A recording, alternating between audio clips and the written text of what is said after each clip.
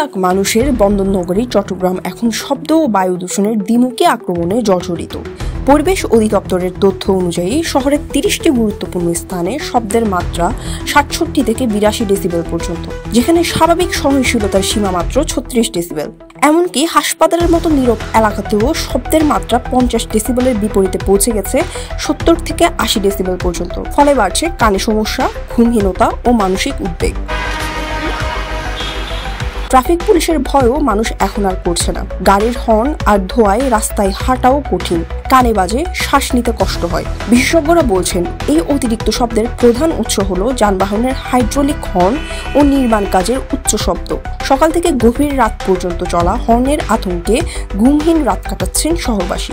ফলে বাড়ছে বধিরতা, উচ্চ রক্তচাপ ও মানসিক চাপের ঝুঁকি। হর্নটা মোটামুটি মেনে নেওয়া যায়, কিন্তু এখানে যে এত বেশি ধুলাবালু, চট্টগ্রাম শহরে যে সিনেমা হচ্ছে সবচেয়ে মোস্ট ইম্পর্টেন্ট একটা মোড়, এই মোড়ের কোনো সচেতনতা নাই। সরকার পরিবর্তন হওয়ার পর ডাক্তার শাহাদাত হোসেন অনেক কাজ করে যাচ্ছে, চোখে দেখতে পাচ্ছে, কিন্তু ওনার থেকে এই কিছু কিছু এলাকায় একটু বেশি নজর দেওয়া দেখেন আপনি এখানে 5টা মিনিট একটা বাচ্চা নিয়ে হাঁটতে পারবেন না, এই পরিবেশ নাই। এমন পরিবেশ, বাচ্চাটা অসুস্থ হয়ে যাবে, পরিবার অসুস্থ হয়ে যাবে। হর্ন এখানে তো বড় বড় অনেকগুলো বাস আসে মূলত সিটি গেটের ওখান থেকে, তারা তো হর্ন এমনভাবে বাজাইতে থাকে যেন এখানে ডিজে পার্টি হচ্ছে। আর কি বলবো, তার উপর ধোঁয়া তো এখানে কি বলবো, ধোঁয়ার জন্য মেবি এই এরিয়াটাকে অ্যাভয়েড দেওয়া উচিত।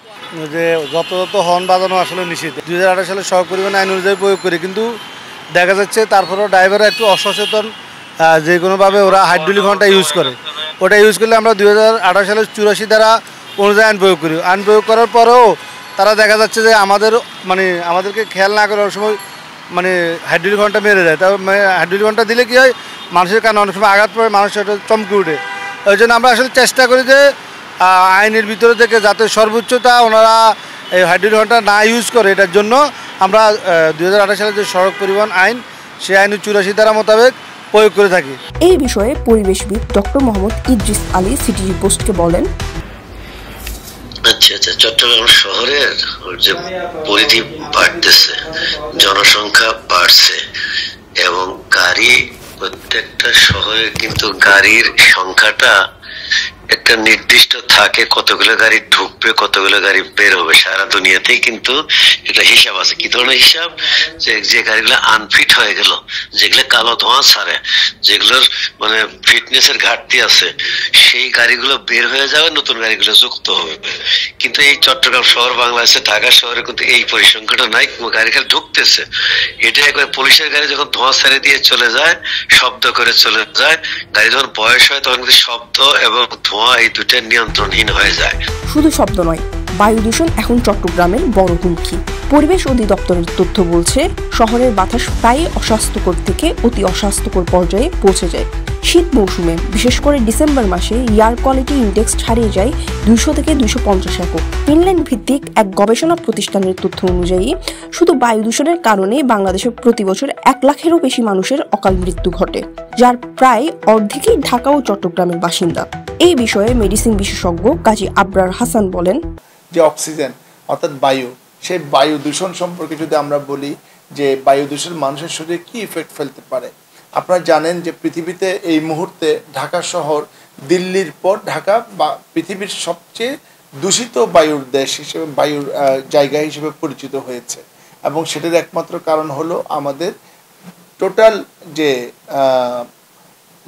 পলিউশন, যে দূষণগুলো হচ্ছে, তার মধ্যে বায়ু দূষণটা বাংলাদেশে সবচেয়ে বেশি হয়ে গেছে। শব্দ দূষণের ফলে আমাদের কানের যে পর্দা, সেটি অনেকখানি ক্ষতিগ্রস্ত হয় এবং একটা নির্দিষ্ট মাত্রার, একটা নির্দিষ্ট ডেসিবেলের উপরে যদি শব্দ দূষণ হয়, তাহলে সেটি মানুষের মধ্যকর্ণের প্রদাহ করতে পারে এবং সাথে অনেক ধরনের মানুষের মাথা ব্যথা করতে পারে। এবং আপনি মাথা ঘোরা নিয়ে আমাদের কাছে অনেক পেশেন্ট আসে এবং তারা প্রচণ্ড শব্দে, আমাদের যে গাড়ির হর্নগুলো, আমাদের যে ইঞ্জিনের শব্দ, আমাদের যে সিএনজি চালিত যে মোটর রিক্সা, অটো রিক্সা, এগুলোর শব্দগুলো মানুষের অনেক ক্ষতি করতে পারে। শব্দ আর বায়ু দূষণ শুধু পরিবেশের সমস্যা নয়, এটি আমাদের জীবনের সমস্যা। এখনই যদি কার্যকর পদক্ষেপ না নেওয়া হয়, তাহলে এই শহরের নিঃশব্দ মৃত্যুর মিছিল হবে আরো দীর্ঘ, আরো ভয়াবহ। সচেতনতা ও আইন প্রয়োগের ঘাটতি দূষণ নিয়ন্ত্রণের সবচেয়ে বড় বাধা। নিয়ম মেনে চললেই গাড়ির হর্ন ও ধোঁয়া দুই কমানো সম্ভব, যার জন্য প্রয়োজন কঠোর নজরদারি ও ব্যক্তিগত দায়িত্ববোধের সমন্বয়। Mumtahina Chowdhury, city post, Chittagong.